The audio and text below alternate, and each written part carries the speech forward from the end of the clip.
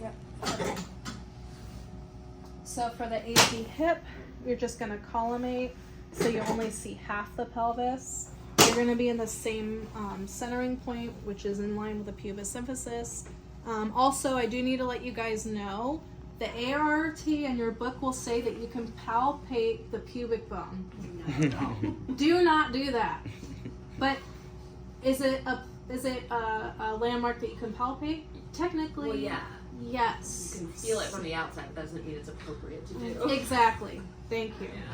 Brenda, I'm going to have you bring your leg in a little bit more and then make sure, yep, perfect.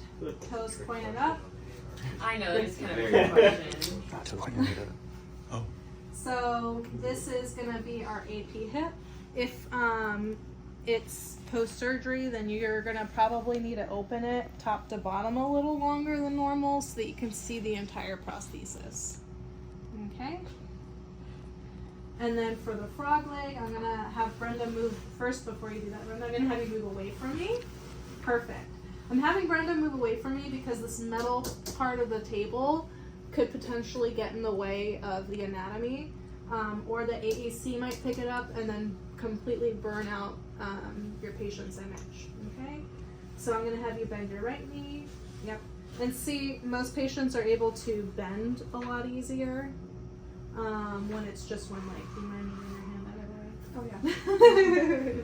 Oh, yeah. And then you're essentially going to be centering right where the crease of the leg is. And then you can collimate side to side and you can turn your tube. Okay? Is turning the tube just for like aesthetic reasons? And you To can... help.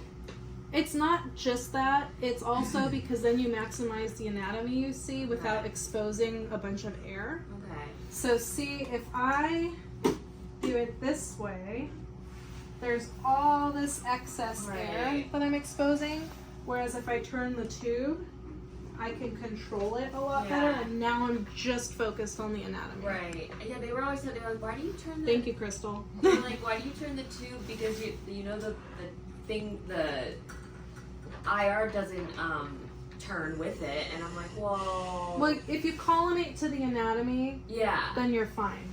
Right. The way how much I'm exposing, it's all going to be on here. You're not going to go off the IR. Yeah, yeah. The issue would be if you don't enough collimate, and let's say you opened it up all the way. Well, now you're going to X-ray all this excess air, and you're going to be off the IR. Right. Okay. Yeah. So as long as you collimate to your patient's anatomy, then you won't go off the IR, and you're doing the best by your patient. Yeah. And the technique will come out a lot nicer too. Yeah. Okay. And then I just put the marker, even though I'm not seeing any light on the table, I just put the marker below the top portion of my patient's thigh. It won't get in the way of the bony anatomy, which we're focused on. It'll be nicely at the top. Okay? Alright.